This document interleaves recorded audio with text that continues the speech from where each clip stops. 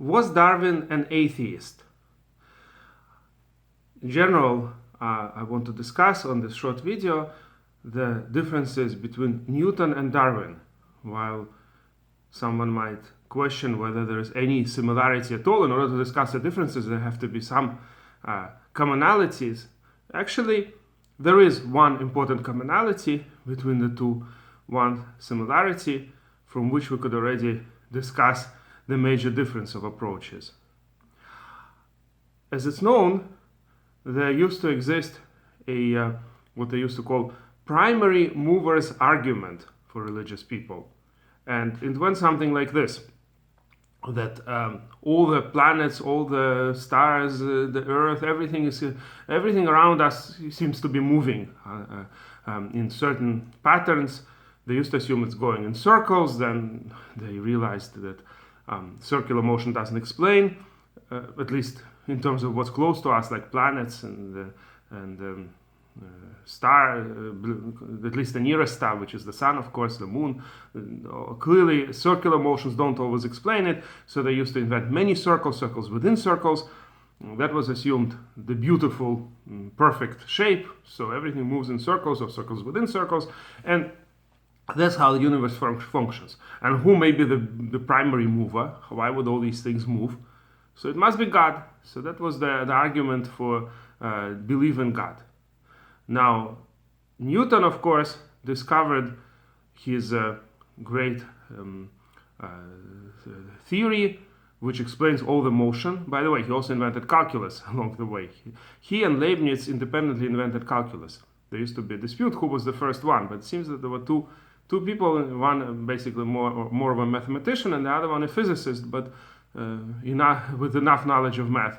So Newton was one of the smartest people that we know of, was able to invent calculus along the way as a kind of tool to explain the motion of planets and other celestial bodies. Now, of course, before Newton already certain rules were formulated by Kepler. There were basically 3 rules formulated, but the theory of Newton explained everything. All these rules were explained through calculus, and basically, to make things simple, everything within the solar system is moving more or less around in shapes of ellipse. For example, the Earth moves around the Sun, and the Sun is in one of the 2 centers of the ellipse, right? As opposed to the circle, which has 1 center, the ellipse, which is kind of a more stretched form, there are 2. They're technically called foci, the plural of the word focus. 2 centers, and in general in mathematics we define ellipses as the points that are whose sum distance to the 2 focuses, to the 2 foci, is the same. The circle is simply the points that are equidistant from 1 center, and the ellipse is a more stretched form, and it's the sum of the distances to the 2 foci that stays the same in the ellipse. So the way it works is that the sun is in one of the 2 foci, and the Earth and other planets go around it in such a way that they move a little bit faster when they're closer to the sun and a little bit slower when they're further from the sun. But it always stays, the triangle they cover within the same amount of time is always the same area. That's one of the rules of Kepler that Newton's theory explained. Of course, his theory is that the further the bodies are, the less do they attract each other. It's inversely proportional to the square of the distance. So there is a universal constant, and all the bodies attract each other according to their mass, both masses, the multiplication of 2 masses, times that constant and divided by the square of the distance. That's the one simple rule that explains everything. And that's, by the way, what scientists usually look for, especially physicists, right? To make one rule that explains everything. So now, Newton in theory could go 2 different ways. He could either say, okay, now the whole primary movers argument is gone. So there's no need to believe that there is a need for the God who is pushing planets and stars and everything else. By the way, I simplified things, of course, because this is all in the ideal situation when there's, for instance, the sun and just one heavenly body. Then it would move exactly like we described. When there's a lot of different bodies, they all attract each other, so it's much more complex. But generally speaking, this is usually ignored when we discuss the motion of, let's say, the Earth around the sun. We do not discuss how much is the Earth influenced by the moon or by, let's say, Venus or Mars or whatever. So for simplicity's sake, this is very close to the truth. This is a close enough approximation. And of course, Newton's theory was proven by simply that the observation fit. And since then, it was never disproven, except in cases of very high speeds or very heavy masses or very tiny particles. When the speeds are very high or masses are very high, then certain effects take place that are described, of course, by Einstein's theory of relativity. On the other hand, in very, very small cases, in cases of basically maybe atoms, then you already have the effects of quantum physics taking place. So Newton's theory is not perfect, but in all the normal conditions, Newton's theory works. So it explains everything. Whether a stone is falling from a high place, of course, because of air on our Earth, it's not going to fall exactly according to Newton's laws. It's going to be slowed down by friction of the air. But if we would be on the moon or something in a place where there is no atmosphere, then it will work exactly the same way, whether it's a stone that's falling from a tower, or whether it's the way the moon goes around the Earth, or whether it's some shuttle that's going around the Earth, some spaceship. All of it is described by the same laws. That's the beauty of Newton's theory. So one possibility to go from it is to say now, an atheistic view, you see, so it's just a law. That's the law of the universe. It just happens to be that's how the world works. There's no need anymore for primary mover. And the opposite way, which is what Newton actually chose, to increase the faith. Believe it or not, Newton was actually an incredibly believing person. Even maybe in his time, of course, in England, there were no Jews and there was no connection to monotheism that much. I'm talking about monotheism from Jewish point of view, without Trinity, right? I know that Christians also say they're monotheists, but I'm talking about monotheism in its full sense. One God, no unity of different forces that are three in one or whatever else that Christians believe in. So there are strong reasons to believe that Newton actually was a Unitarian of sorts. He actually believed in one God in full sense. As I said, this is not because of Jewish influence per se. There were certain Christians, and today there are some who do not believe in Trinity. But that's a side point.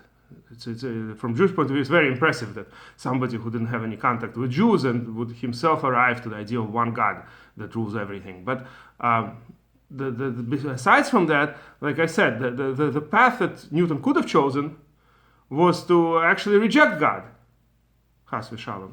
But that's not what he chose. Instead, he actually increased his belief, and he became, for him, his theory that he invented gave him stronger reasons to believe that this is, as he felt, a proof that God is, in a sense, everywhere, that his presence, at least his ruling, is in every point of the universe, exactly the same way, according to these laws.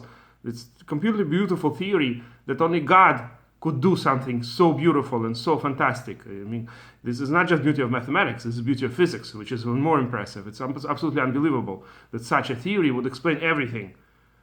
So, why am I saying all this? And coming back to the original question, was Darwin an atheist? No, Darwin was not an atheist.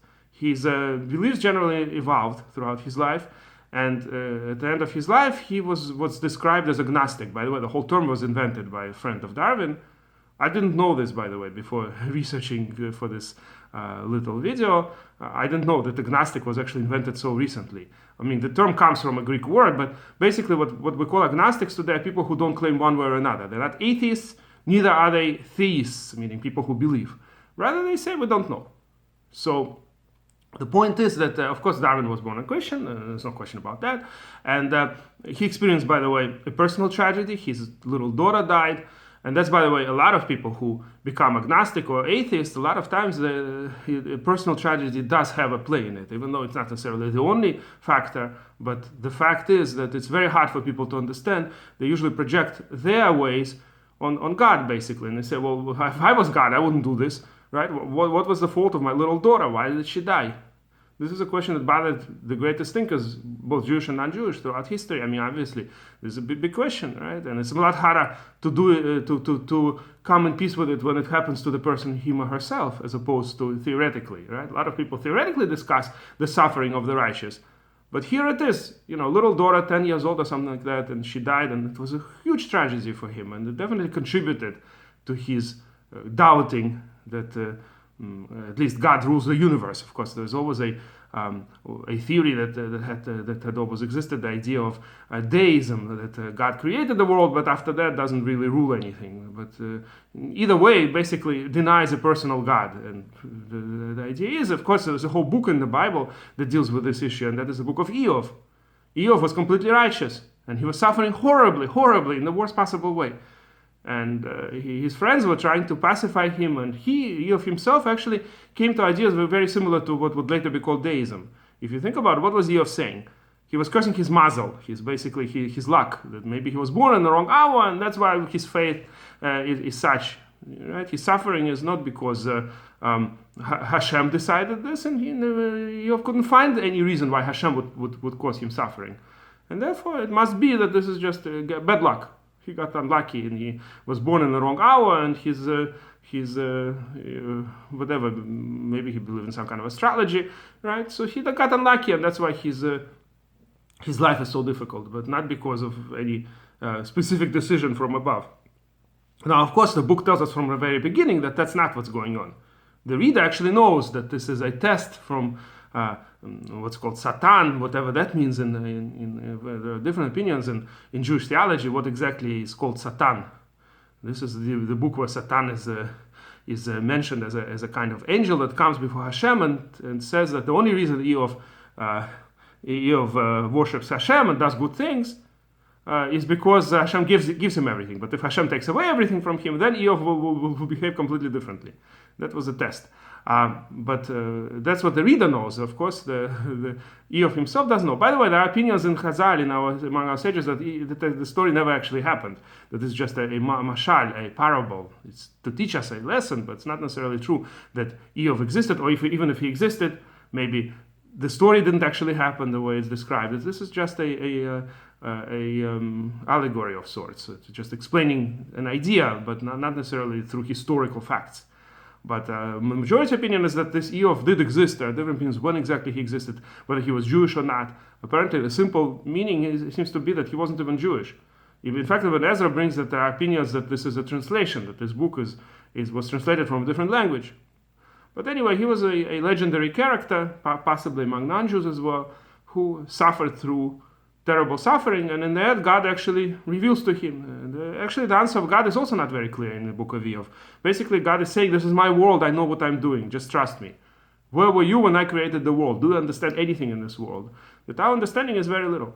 Like for instance, if a person has a cat, and the cat learned that if you push the light switch, the light goes on. Does the cat have understanding of electricity? Will they see if an electrician comes to fix electricity, what exactly they're doing? The cat has zero understanding of any of this. He knows if you push the button, okay, the light goes on. That you could teach the cat. So the cat's understanding of humans is actually more than our understanding of God. That's the book of Eov's main message. That God knows what he's doing, you just have to trust him. So that's the difference between Darwin and of course Newton. Newton became even more religious, or certainly not less religious, because of what he discovered.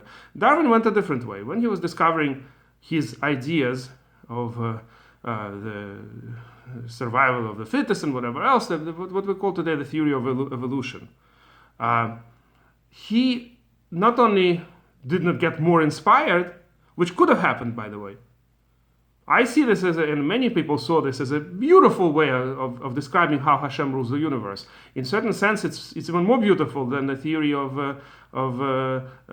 Newton discovered, right? I mean, it's easy and simplistic to believe, Hashem just said and things worked out. Hashem said and all of a sudden all the rabbits appeared. Hashem said and all of a sudden all snakes appeared.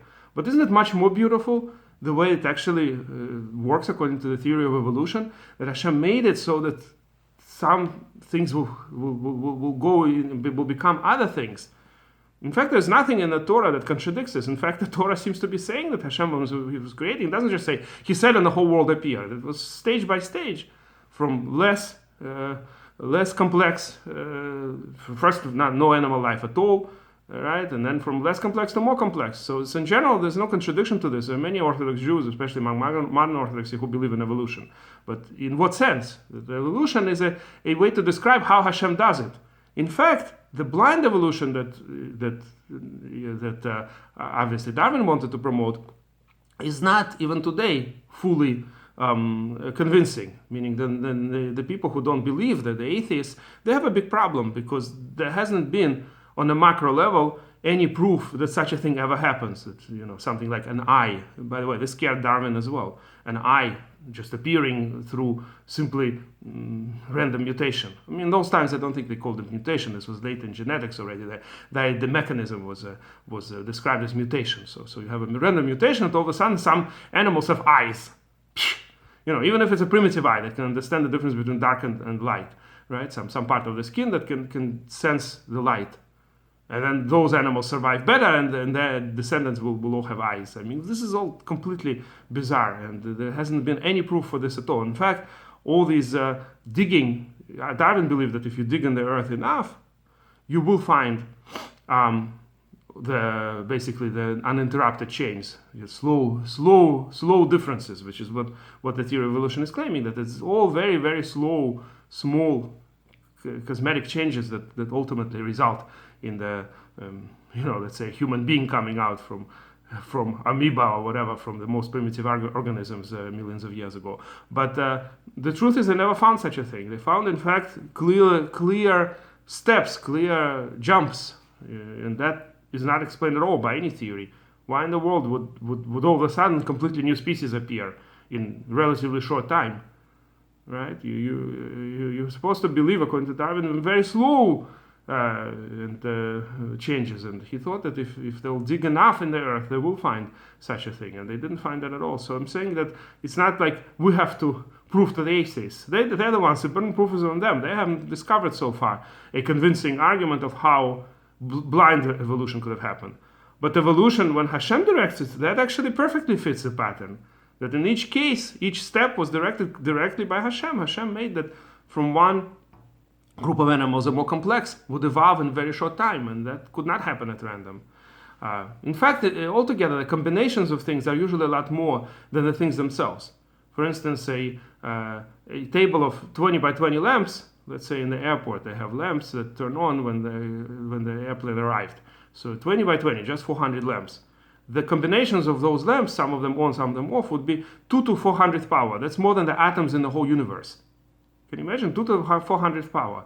It's a huge number, and this is just a small table. So I'm saying that, to randomly believe that a combination of factors would work out exactly perfectly, it's a lot less likely than even if you had billions of years to work on. In a billion years, if the monkeys, let's say a billion monkeys are typing for billions of years randomly on a computer, none of them are going to produce let's say Romeo and Juliet, or any kind of more than like a word or two, or sometimes maybe 3 words in a row, but everything will be random garbage, gibberish. That's what it is. So random mutation will never get you not a human being, not an animal, not even a worm of some sort, or a plant. Random mutation will be random mutation, it will be garbage. That's what it is. So I'm just saying that the completely atheistic view of evolution doesn't really work too well, and they have big problems. And in fact, Darwin could have easily become Newton if he wanted to. It was his choice what to do with the theory of evolution, to see it as a beautiful way Hashem rules the world, or to see it as a random thing that the world just goes on its own and just evolves on its own. Darwin chose the latter for whatever reason, maybe for personal reasons, as I said, for his own experience. But of course, the choice is always there. Now, what's interesting is that in the book that he published, in the conclusion, in the first edition, he did not mention Creator at all. But there was so much against him in those times. The people were generally religious, and they didn't like the atheists. And so, therefore, in the next editions, he actually put the word Creator in there, which is very interesting. In the end, he actually, in a conclusive conclusion, he actually said that this is the way creator works, which is exactly what we believe in. Again, all those people who are religious and believe in evolution, we believe exactly that. That the creator works through evolution, just like he works through the law that the universal law that Newton discovered. He's not pushing each planet. He's not pushing the Earth around the sun or the moon around the Earth. He made it that this is going to be the law, and in every molecule, in every atom of the universe, there is manifestation of Hashem's great power, that He is the one who's doing it. Right? It's in a way that we say He michadesh b'chol yom tamid ma'aseh v'reshit, that Hashem constantly renews ma'aseh v'reshit, as if He recreates the entire world according to the new pattern each time.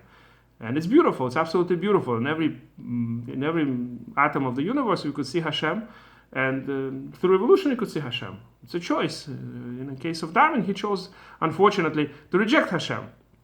He wasn't the only one. There were plenty of people, plenty of scientists of all kinds that didn't think that you need Hashem to explain the world. But there are also scientists who actually have a stronger faith because of what they see in science. For them, science is another revelation of Hashem. And in fact, that's what we could see, the hand of Hashem, right? There's so many verses in the Bible about it, that all the planets and the stars declare Hashem's glory.